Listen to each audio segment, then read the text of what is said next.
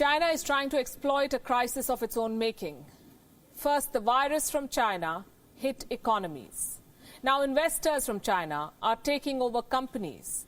On this show, we've told you how governments in Australia and Europe are trying to check Chinese investments. Rules have been amended, scrutiny has been tightened. Now, we can add India to that list. India's market regulator, SEBI, has sought details of all Chinese investments. The story began with HDFC. On Monday, we had told you about the stock purchase that made headlines. China's Reserve Bank had bought shares in HDFC Limited. It's one of the biggest lenders in India. The People's Bank of China now owns a little more than 1% of HDFC. The news raised concerns. While 1% is a small share, it does not really raise the risk of a hostile takeover, as some had feared. The fact that this is from China's central bank is worrying. In fact, the disclosure caught people by surprise. A lot of people were caught by surprise. China's central bank owned 0.8% of HDFC before. When the stock markets collapsed or fell and HDFC's share value tumbled, they bought more shares, the Chinese. Now, here's something that we must remember. Shareholding below 1% does not have to be disclosed. China's central bank was able to fly under the radar.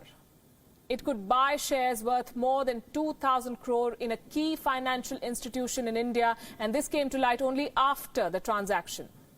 But that was last month. Things have changed now. China will not get a free pass anymore because India is stepping up its scrutiny of Chinese investors. As I said, India's market regulator, SEBI, will now watch all Chinese investments. SEBI stands for the Securities and Exchange Board of India, SEBI.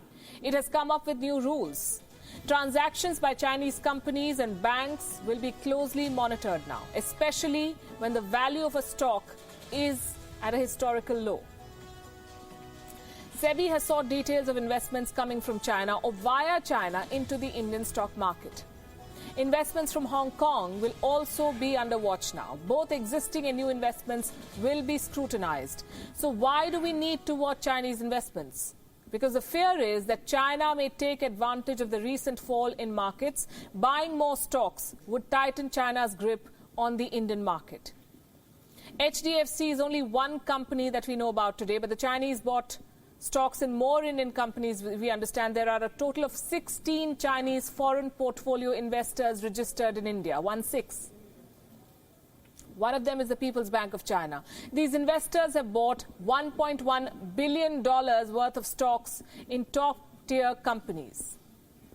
But the exact level of Chinese investment in India is still not clear. Now the picture will become clearer with tighter scrutiny. Not just in India, but around the world. The coronavirus outbreak has unleashed a global recession. Assets around the world are available for a discount. And Chinese investors are going for the kill. Reports say they may raid the global markets and buy failing companies dirt cheap. This will extend Beijing's influence on the global economy. Australia and European nations have already stepped up their checks, as I told you. They have amended their laws to vet major foreign investments. And now India too is on the watch. It's a welcome move.